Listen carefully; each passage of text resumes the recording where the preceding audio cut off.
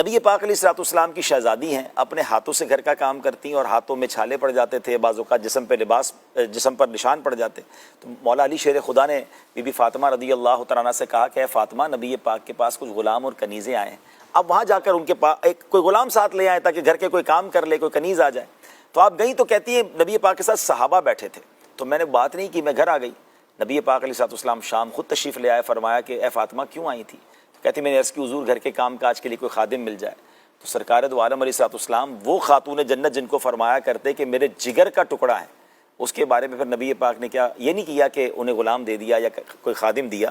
پیارے آقا نے فرمایا اے فاطمہ اپنے گھر کے کام کاج اپنے ہاتھ سے کیا کرو. اللہ تھک جاؤ تو 33 بار سبحان اللہ، 33 بار الحمدللہ اور 34 بار اللہ اکبر پڑھ لیا کرو.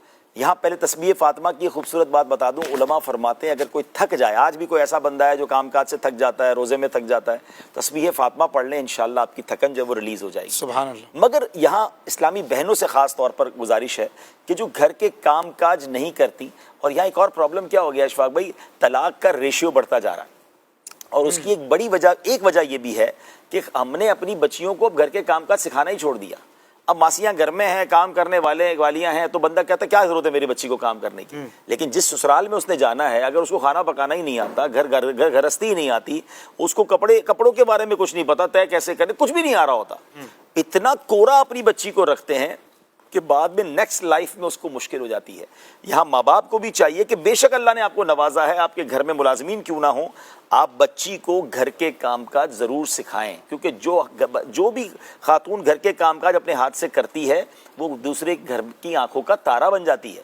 ہمیں اللہ کرے یہ بات سمجھ آئے. تو اب بی بی فاطمہ رضی اللہ تعالیٰ عنہ کو نبی پاک خادم کیا جنتی خادم دے سکتے تھے، آپ تو جنتی خزانوں کے مالک ہیں نا، مگر آپ نے اپنی بچی کی تربیت اس طرح فرمائی. تو یہاں ماں باپ کے لیے بھی ایک درس ہے کہ وہ بچیوں کی تربیت کیسے کریں، اور یہاں ان بچیوں کے لیے بھی درس ہے. عید کے دن قریب آ رہے ہیں، تو جو بیچارے ایسے لوگ ہیں جو مڈل کلاس ہیں یا غریب لوگ ہیں، ان کے گھروں میں فرمائشی لسٹ شروع ہو گئی ہے کہ ہمیں عید کے دنوں میں یہ بھی چاہیے، یہ والے کپڑے بھی چاہیے، تو یہ بھی چیزیں چاہیے.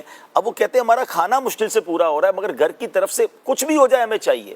تو یہاں میں عرض کروں گا کہ میری وہ بہنیں مجھے اگر سن رہی ہیں، گھر کے افراد سن رہے ہیں، خاتون جنت رضی اللہ تعالیٰ عنہ کی سیرت کا صدقہ لیجئے کہ اپنے ہاتھ سے کام کر رہے ہیں، اور نبی پاک کے فرمانے پر خدا نہ خواستہ انہوں نے آرگیومنٹ نہیں کیا، انہوں نے صبر کے ساتھ زندگی گزاری اور پھر بھی اپنے ہاتھوں سے ہی کام کیا. اور جس کو کہتے ہیں نا کہ ڈیلیبریٹلی فاقے والی، غربت والی، دانستہ زندگی گزاری. آپ کے لیے تو جنتی خزانے آ سکتے تھے، مگر آپ فاقوں میں رہا کرتی تھیں. تو یہاں میری ان بہنوں سے گزارش ہے کہ اگر آپ کے گھر میں کوئی آپ کے بچوں کے والد ہیں یا آپ کے اپنے والد ہیں یا بڑے بھائی ہیں اور ان کی اتنی حیثیت نہیں ہے اور آپ کو آپ کی پسند کی چیزیں نہیں وہ لے کر دے رہے، تو پلیز انہیں پریشر نہ دیجیے، کیونکہ بعض اوقات گھر والوں کے پریشر کی وجہ سے یا تو وہ ڈپریشن کا شکار ہو جاتے ہیں، یا وہ بیچارے مریض ہو جاتے ہیں، یا پھر اللہ نہ کرے وہ حرام کمانے کی طرف چلے جاتے ہیں، اور جس کی وجہ سے یا تو گھر میں حرام روزی آتی ہے یا اللہ نہ کرے پھر کوئی قانونی کارروائی ہو جاتی ہے. تو اللہ کی رضا پر راضی رہیں، اللہ سے دعا کرتے رہیں. میں بھی دعا کرتا ہوں، آپ بھی دعا کریں کہ اللہ ان تمام ہمارے غریب مسلمانوں کے گھروں میں خوشحالی عطا فرما دے، ان کے رزق میں اللہ وسعت دے دے، مگر پریشر نہ دیں.